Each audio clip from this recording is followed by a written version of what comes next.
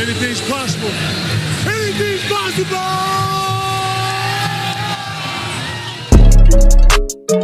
Let's go.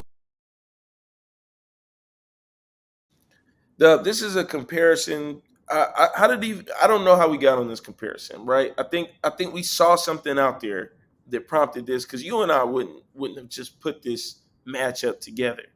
But here we stand. KG, the big ticket. Dirk. If we had to make an argument, KG versus Dirk, who you got? Well, I just put on some stats, and then on the screen you'll see a graphic that was developed by ESPN. But they ran a comparison between Kevin Garnett and Dirk Nowitzki. I think that's a pretty good comparison. In my opinion, the games are somewhat similar. A lot of finesse, a very sharp mid-range game. So career comparison: KG approximately 26,000 points, Nowitzki 31,000. I think he played longer. He played a few more seasons. Rebounds: KG approximately 15,000, Nowitzki 11,000. Blocks: KG has the upper hand. KG has an MVP. Nowitzki has an MVP. Both have one championship. KG has 15 All-Star nominations. Nowitzki has 14. Both of them played 21 seasons. So I'll retract my statement about Nowitzki playing longer than KG because they played the same amount of time. Who would I pick? I'm a dog. I enjoy watching dogs play. Both of those guys are dogs, but you got levels to the dogness. You got Chihuahuas, you got Yorkies, you got Pit Bulls, you got Great Danes. KG is a Pit Bull savage. 21. Like a great game though, but he's definitely a pit bull. Literally the epitome of 21 savage. Turn on. Yep. I'm a huge fan of KG. I've always been a fan of KG. I was so elated. Actually, KG is the one who made me become a Celtics fan. Wow. Okay. He is the guy that made me become a Celtics fan. He has so much finesse. He's aggressive. The guy was locked in to his game.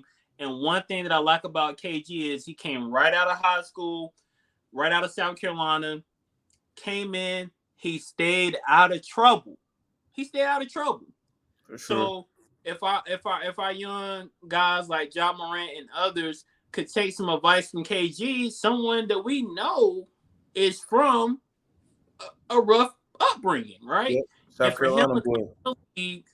Propel, be consistent, winning championship, winning MVPs, Hall of Fame career.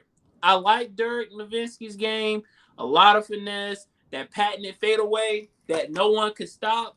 Yeah. That's just remarkable. And for him to really he is really one of the pillars to help bridge the American basketball and the Europeans. He came over, well, he's German. Anyway, he came over and done his thing. He opened the doors for other international players. So kudos to both of these guys. They had wonderful careers, but I got to go with KG. Yep. And I mean, you caught out some of the stats.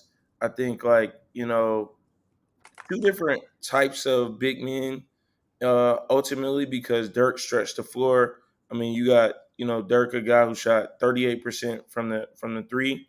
That you can't really compare that for KG because KG wasn't really a free throw shooter.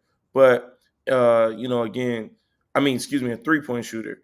Free throws, you got Dirk shooting 88%, Kevin Garnett shooting 79%, so a little better there. But points per game, it's really not a big difference. You got 21 versus 18. KG led in rebounds. I was going to make, for the sake of the channel, the argument that Dirk was the better player, but you just can't. The glaring difference between the two is the 9-time NBA All Defensive First Team for Kevin Garnett. Mm-hmm. Along with being, somebody who the team can rely on to get buckets, along with being a guy that the team can rely on to get rebounds, this guy was first team All NBA 9 different times. In what you said, 15 seasons? that they 21. 21 seasons that they both played. Excuse me, 21 seasons.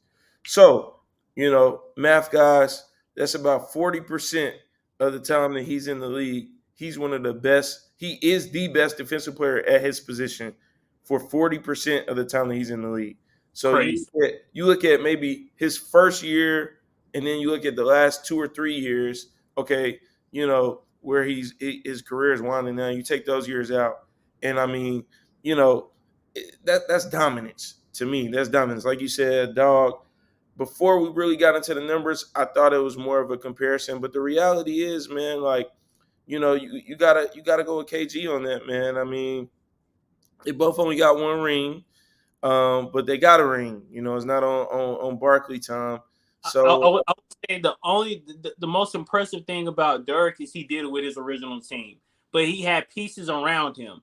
KG didn't have that luxury, so I just wanted to make that comment. So I do think Dirk has an upper hand on that because he won it with his original team, but KG didn't have support.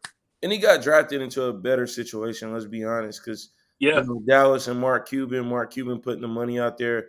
Minnesota has gotten better over the past couple of years as ownership has changed. I believe Alex Rodriguez is a minority owner. They've got a lot more players in there now with Anthony Edwards, Karl Anthony Towns, guys that are competing. But at that point in time, when KG was on the Timberwolves, they weren't going to win an NBA championship. So it was the best decision for him to go to Boston. Boston, that's probably the best decision he made of his career, and it worked out. So we got KG in this battle of KG versus Dirk. But listen, it's not all about our thoughts. We want to know what you guys think. Anything is possible. Anything is possible. So it's possible that you guys got some stats or some figures on Dirk that make the argument that Dirk is the better player in this position. But we got to hear it. We got to hear it from you. You got to put it in the comments. Comment, like, subscribe, give us that CLS treatment. We'll be back with more from me in the arena.